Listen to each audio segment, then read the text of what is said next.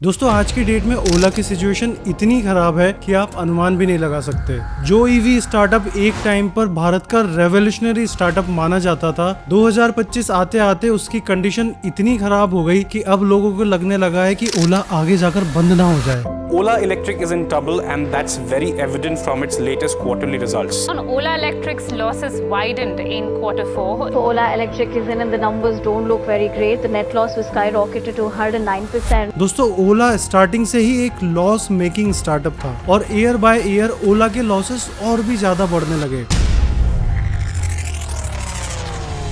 दोस्तों जहां 2021 में 199 करोड़ रुपीस का लॉस हुआ, वहीं 2022 में 780 करोड़ रुपीस, 2023 में 1472 करोड़ रुपीस और 2024 में 1584 करोड़ रुपीस का लॉस हुआ। और दोस्तों सबसे ज्यादा हैरानी की बात तो ये है कि ये लॉस 2025 में 2276 करोड़ रुपीस तक पहुंच गया।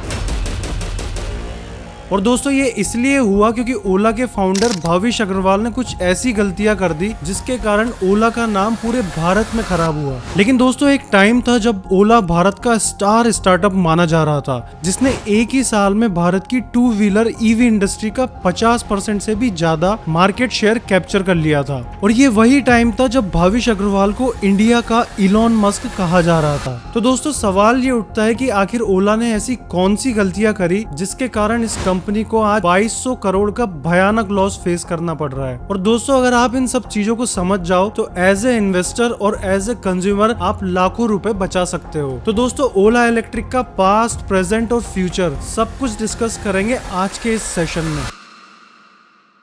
दोस्तों ये स्टोरी शुरू होती है 2017 से और इस टाइम ओला के founder Bhavish Aggarwal Indian cab industry में धमाका कर चुके थे। और ये वही टाइम था जब भारत का आम आदमी भारत में बढ़ती हुई फ्यूल प्राइसेस से परेशान था और इस समय तक भारत में इलेक्ट्रिक व्हीकल्स का दूर दूर तक नामो निशान नहीं था। और इसी टाइम पर भाविश अग्रवाल इस अपॉर्चुनिटी को ग्रैब करते हैं और एक सपना देखते हैं इंडियन टू व्हीलर इंडस्ट्री को डिसरप्ट करने का। लेकिन इसको जितना आसान भाविश अग्रवाल ने समझा था, एक्चुअल में ये उतना आसान नहीं था। दोस्तों आप में से बहुत से लोगों को ये पता होगा कि भाविश अग्रवाल IIT बॉम्बे से पास आउट है और भाविश अग्रवाल ओला कैब्स को एक अच्छे खासे लेवल तक ले जा चुके हैं और इसी कारण मार्केट में इनकी अच्छी खासी गुडविल बनी हुई थी। और दोस्तों यही कारण था कि शुरुआती दौर में इनको बहुत ज्यादा प्रॉब्लम्स का फेस नहीं करना पड़ा। फंडिंग वगैरह रेज करने में इनको ज्यादा प्रॉब्लम्स नहीं आई। और इसी के साथ 2020 में इटर्गो, जो कि एक Netherland based electric scooter company थी, इसको ओला इलेक्ट्रिक एक्वायर कर लेती है। दोस्तों जो ये ओला स्कूटर्स आप इंडियन मार्केट्स में देख रहे हो, इसे इनिशियली एम्स्टरडेम में इटर्गो मैन्युफैक्चर करता था।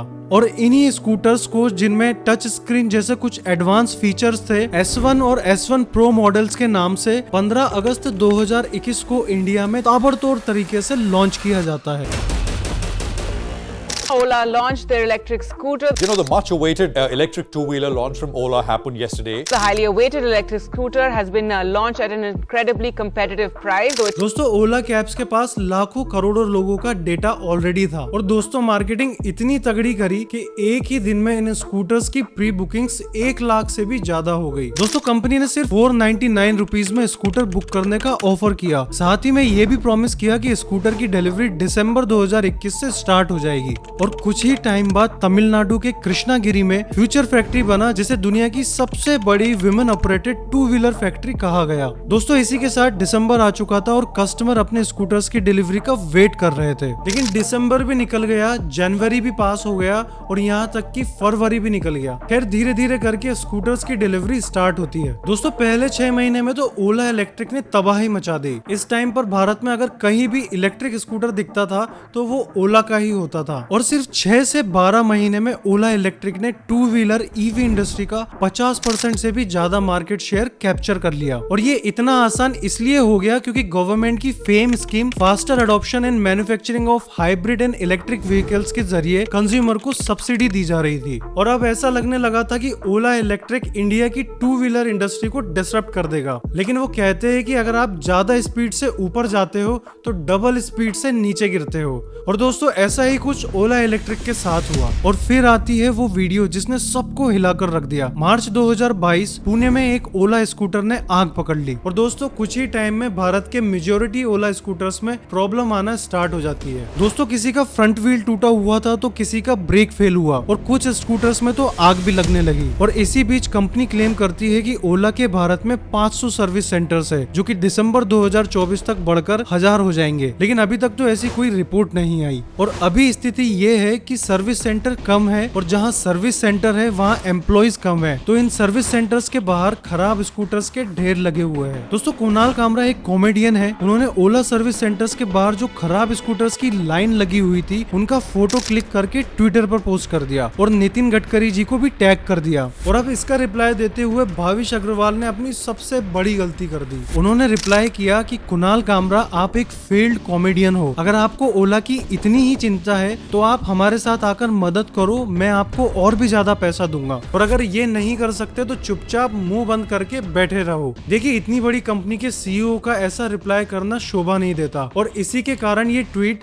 पूरे भारत में वायरल हो जाता है। और अब जिन लोगों को ये नहीं पता था कि ओला में कुछ प्रॉब्लम चल रही है, इस ट्वीट के वायरल होने के बाद पूरे भारत को ये पता लग गया कि ओला स्कूटर में कुछ गड़बड़ है। और दोस्तों नतीजा ये निकला कि अगले ही दिन ओला इलेक्ट्रिक का शेयर 9% तक गिर गया। दोस्तों इसके अलावा एक रिपोर्ट और आती है जिसमें ये बताया गया कि ओला के ऐसे कई सारे स्टोर्स है जो विदाउट डॉक्यूमेंटेशन चल रहे हैं। पंजाब में इनके कई सारे शोरूम्स को इसी कारण बंद किया गया। और दोस्तों इसी कारण मुंबई और पुणे में इनके अगेंस्ट ट्रांसपोर्ट डिपार्टमेंट भी एक्टिव हो गया। दोस्तों पुणे में तो बात यहाँ तक पहुँच गई कि ओला के एक शोरूम को बंद करके इनके स्कूटर्स को सीज कर दिया गया। तो अब सवाल ये उठता है कि ओला इलेक्ट्रिक का शेयर अपने ऑल टाइम हाई से 60% डाउन है, तो इन्वेस्टर्स को ओला इलेक्ट्रिक के शेयर के साथ क्या करना चाहिए। चलिए एक बार इसके फाइनेंशियल्स देखते हैं। Q4 FY24 में कंपनी की सेल्स 1598 करोड़ रुपीस थी, जो कि Q4 FY25 में गिरकर 611 करोड़ रुपए रह गई।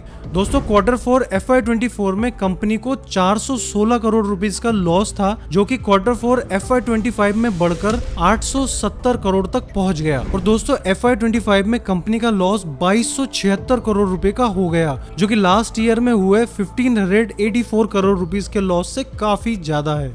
अब दोस्तों कंपनी आने वाले टाइम में इलेक्ट्रिक बाइक भी लॉन्च करने का प्लान बना रही है, तो ऐसे में कैपिटल एक्सपेंडिचर और ज्यादा बढ़ेगा और इसी कारण आने वाले टाइम में ये लॉस और भी ज्यादा दिख सकते हैं। दोस्तों आपको ये जानकर भी हैरानी होगी कि सिर्फ एक ही साल में ओला इलेक्ट्रिक का मार्केट शेयर 49% से कम होकर 22% हो गया। टीवीएस मोटर्स और बजाज ऑटो ने इस दौरान काफी अच्छा मार्केट शेयर कैप्चर किया। दोस्तों जैसा कि आप देख सकते हो कि कंपनी कंटिन्यूअसली लॉस बुक कर रही है, तो यहाँ पर पीई रेशो निकालने का कोई सेंस ही नहीं बनता। अब ओला इलेक्ट्रिक की करंट सिचुएशन क्या है ये मैंने आपके सामने रख दी है। आप इतने सेंसिबल हो कि आप खुद अपने फाइनेंशियल डिसीजंस ले सकते हो। जो भी डिसीजंस लो थोड़ा केयरफुली लेना। दोस्तों वीडियो अच्छी लगी हो तो चैनल को सब्सक्राइब करना मत भूलना, क्योंकि आपके लिए तो ये कुछ सेकंड्स की बात है, लेकिन हमारे लिए ये एक मोटिवेशन है।